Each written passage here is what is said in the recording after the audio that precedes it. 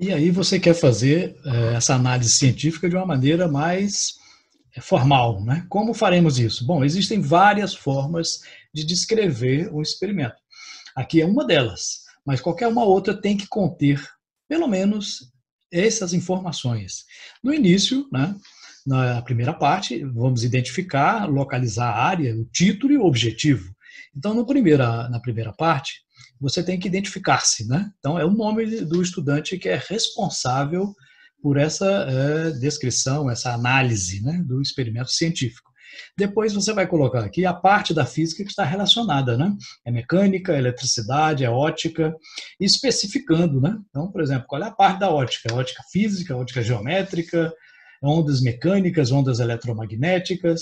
Então é importante ao observar o experimento que você identifique qual é a área específica da física que está sendo analisada. É o movimento retilíneo, o movimento curvilíneo. Né?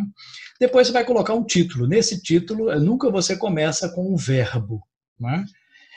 Sempre coloca avaliação, análise, investigação. Lembrando que em qualquer descrição, análise ou relatório, né, você sempre, nunca coloca na primeira pessoa. Né? Eu analisei, eu fiz isso. Não, nunca se coloca. No objetivo, você vai começar com o verbo. Tá? Avaliar, determinar, investigar. Né? Então, título sem verbo, objetivo com verbo. Então, nunca usar a mesma raiz da palavra nos dois. Então, determinação, determinar. Avaliação, avaliar. Não, isso fica um som ruim para descrever, né?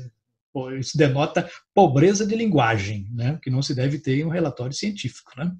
Na segunda parte, nós iremos fazer uma representação esquemática e os materiais utilizados. Né?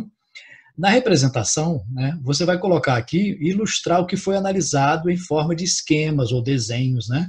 Não precisa ser um desenho artístico, bonito, não, mas um desenho que possa se identificar o que é. Pode ser triângulos, quadrados, círculos, não tem problema. Pode ser figura geométrica, mas que identifique com um nome ou então com uma referência. Você vai visualizar o experimento indicando as partes principais deste experimento. Depois vai colocar os materiais que foram utilizados. Né? Foi utilizado uma régua para quê? Para isso foi utilizado. Então a descrição tem que colocar os materiais e como eles foram utilizados ali naquele experimento. Okay?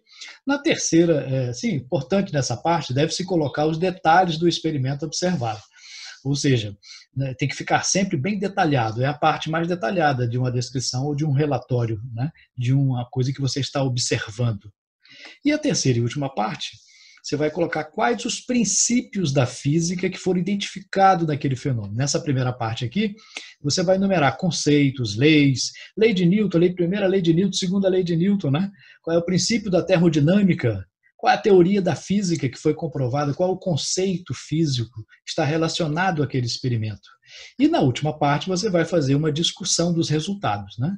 Você vai interpretar aquilo que foi observado baseado nos princípios que você identificou. Acontece isso por causa do princípio tal, tal e tal. Então é importante colocar essa última parte. Assim você terá feito uma análise de um experimento adequadamente. Ok?